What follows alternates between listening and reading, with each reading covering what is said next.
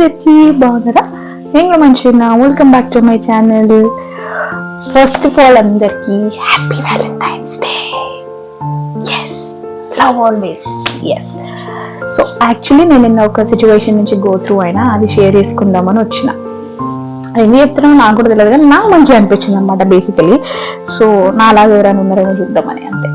అయితే ఒక అబ్బాయి కమ్మలు కొనుక్కోవడానికి వచ్చింది. నేను వెళ్ళిన స్టోర్కి కమ్మలు కొనుక్కున్నాడు. ఒక $600 అయిందనమాట వాడికి ఛార్జ్. అయితే వాడి దగ్గర క్యాష్ లేక $300 ఏమో $300 ఏమో క్యాష్ ఇచ్చిండు, 300 ఏమో కార్డ్ పేమెంట్ చేస్తే ఏమవుతుందంటే ట్యాక్స్ పడుతుంది. ఆ ట్యాక్స్ న్యూజెర్సీలో కొంచెం ఎక్కువ అనమాట, 6.625 ట్యాక్స్ ఉంటుంది మనకి ఇక్కడ, మాకు ఇక్కడ. అయితే వాడికి తెలియకుండానే స్టోర్ అయినా ఛార్జ్ చేసేసినాడు. $20 ఎక్కువైంది. ఇప్పుడు 300కి ఎక్కువ అయితే అబ్బాయి అడిగాడు, why you charging me $19 more అని. అంటే అప్పుడు చెప్తున్నాడు, ఇది ట్యాక్స్ కదా అని. నువ్వు ముందే చెప్పాలి కదా ట్యాక్స్, నువ్వు వెనక ఎట్లా చెప్తావు, నువ్వు అనవసరంగా ఇప్పుడు నాకు $20 ఛార్జే కదా, నేను రేపు వచ్చి తీసుకునేవాడిని, క్యాషే పట్టుకొచ్చేవాడిని ఏమో, నేను ఇప్పుడే పోయి డ్రా చేసుకొని వచ్చేయాలని. నేను ఫైనాన్స్లో ఇంకా బేబీని, మీకు అర్థం కావట్లేదు అని అన్నాడు.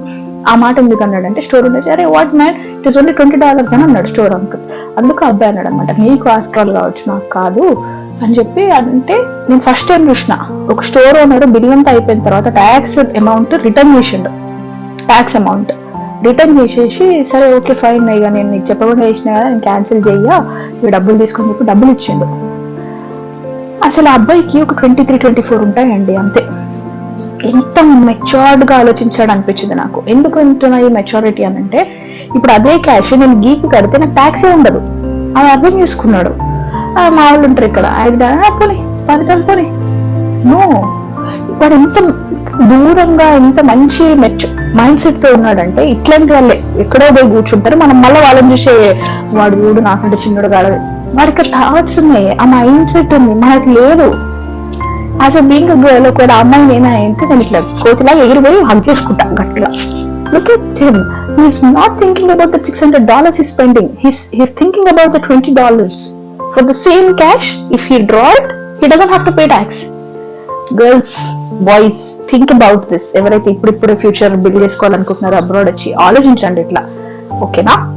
సో అంతే, bye bye. Once again happy Valentine's day. Love everybody. Everybody అంటే అందరినీ కాదు, నీకు నచ్చిన వాళ్ళని. Okay, do not expect it back. Bye once again.